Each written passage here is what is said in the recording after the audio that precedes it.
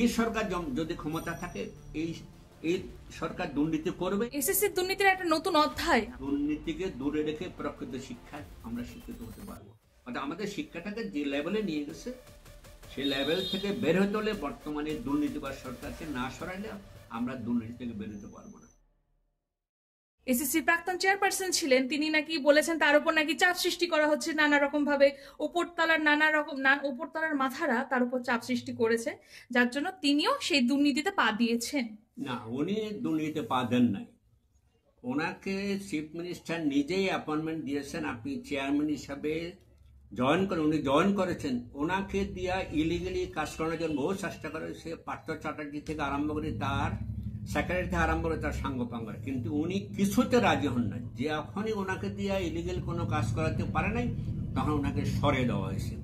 কোর্টে সাক্ষী সরেছেন আর কোর্টে উনি পুরো বিবৃতি দিয়েছেন, পুরো ঘটনাটা উনি বলেছেন। এতদিন পর্যন্ত আন্দোলন করেছে, যারা চাকরি গেছে ওরাও আন্দোলন করেছে, যারা যোগ্য অযোগ্য নিয়ে বহু প্রশ্ন আছে।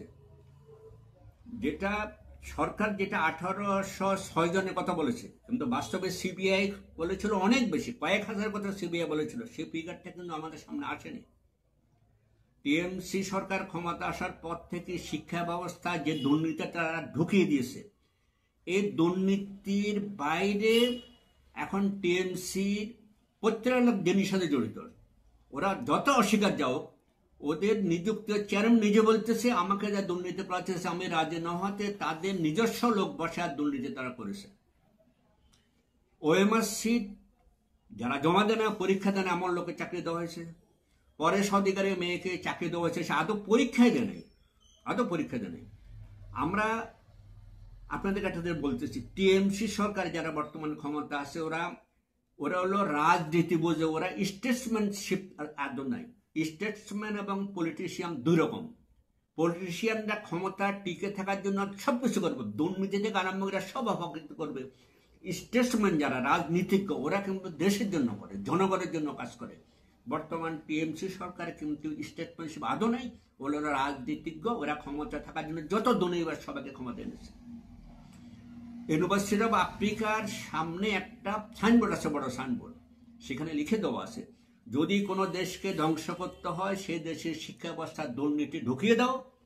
সেই দুর্নীতির মাধ্যমে যারা শিক্ষা গ্রহণ করবে, ওই শিক্ষায় শিক্ষিত যারা ডাক্তার হবে ওদের হাতে রোগী মারা যাবে, যারা ইঞ্জিনিয়ার হবে তাদের হাতে ব্রিজ বলেন, বিল্ডিং করেন, কনস্ট্রাকশন বলেন, যত ইঞ্জিনিয়ার ওরা সব কিছু ধ্বংসমুক্ত হবে, ওরা কোনো সঠিকভাবে কোনো কাজ করতে পারে না। সুতরাং এই শিক্ষা ব্যবস্থার দুর্নীতি ঢুকাইয়া আজকে পুরো পশ্চিমবঙ্গ তাকে রসাতলে নিয়ে গেল, এবং পশ্চিমবঙ্গ যে লেভেলে আজকে পৌঁছে গেছে শিক্ষার দুর্নীতিতে। বেশি শিক্ষা কিন্তু এসএসসি শিক্ষা থেকে পরবর্তী শিক্ষাটা পালাদিস হয়, বেশি শিক্ষাটাকে টোটালি ধ্বংস করে দেওয়া হলো দুর্নীতির মাধ্যমে। আমরা একটা জিনিস জানি, আপনারা জানেন সক্রেটিস প্লেটোকে শিক্ষা দিয়েছেন, প্লেটো এরিস্টটল আলেকজান্ডার দি গ্রেটকে শিক্ষা দেয়। অর্থাৎ শিক্ষা ব্যবস্থাটা ক্রমান্বয়ে উন্নতর দিকে যায়, কিন্তু আমাদের শিক্ষাটাকে পিছনের দিকে আমদান তার যে লেভেলে নিয়ে গেছে। আজকে পশ্চিমবঙ্গের শিক্ষা ব্যবস্থা যে লেভেলে, সেখান থেকে উঠবার কোনো পদ্ধতি আমরা দেখতে পাচ্ছি না।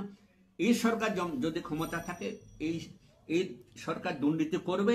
এদের থেকে বাঁচার একমাত্র উপায়, যে সরকার ক্ষমতা আসতে দুর্নীতিকে প্রশ্রয় দেবে না, শিক্ষা ব্যবস্থা দুর্নীতি আদৌ প্রশ্রয় দেবে না, ওই সরকারকে ক্ষমতা যদি আনা যায় তবে দুর্নীতিকে দূরে রেখে প্রকৃত শিক্ষায় আমরা শিক্ষিত হতে পারবো।